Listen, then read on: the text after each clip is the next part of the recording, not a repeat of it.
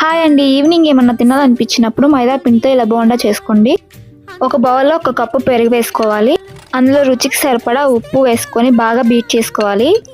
ఇలా బుడగలు వస్తున్నప్పుడు 1 టీ స్పూన్ ఆయిల్ వేసుకొని మళ్ళీ ఒక 2 నిమిషాలు బీట్ చేసుకోవాలి. ఇలా క్రీమీ టెక్స్చర్ వచ్చిన తర్వాత ఏ కప్పుతో అయితే పెరుగు తీసుకున్నామో ఆ కప్పు నిండా మైదా పిండి వేసుకోవాలి. మీకు ఇష్టమైతే గోధుమ పిండి కూడా వేసుకోవచ్చు. మైదా పిండి వేసుకున్నాక ఇలా బాగా చేత్తో బీట్ చేసుకోవాలి. నెక్స్ట్ ఇందులో సన్నగా కట్ చేసుకున్న కరివేపాకు, పచ్చిమిర్చి ముక్కలు, అల్లం ముక్కలు వేసుకొని మళ్ళీ బీట్ చేసుకోవాలి. ఇలా కలుపుకున్న పిండిని 1 గంట పాటు పక్కన పెట్టుకోవాలి. మూత కానీ ఇలా తడి క్లాత్ కానీ వేసుకొని 1 గంట పాటు పక్కన పెట్టుకోవాలి. టైం లేకపోతే అరగంటలో అయినా వేసుకోవచ్చు. నెక్స్ట్ బోండా వేసుకునే ముందు సన్నగా కట్ చేసుకున్న ఉల్లిగడ్డలు, జీలకర్ర, సన్నగా కట్ చేసుకున్న కొత్తిమీర వేసుకొని మొత్తం మిక్స్ చేసుకొని ఇప్పుడు బోండా వేసుకోవాలి. అచ్చ మైదా పిండి నచ్చకపోతే అందులో బియ్య పిండి వేసుకోవచ్చు, లేకపోతే దోశ పిండి అయినా కలుపుకొని వేసుకోవచ్చు. ఒక వీడియోలో చూసి ఇలా గెరెట్తో ట్రై చేశాను. పర్లేదు, బానే వచ్చాయి గెరెట్తో కూడా. లాస్ట్ 2 వాయిల దోశ పిండి కలిపేసుకున్నాను. ఫైనల్ గా గెరెట్తో చేసిన పునుగులు ఇలా వచ్చాయి. టేస్ట్ అయితే చాలా బాగుంది. ఒకసారి ట్రై చేయండి.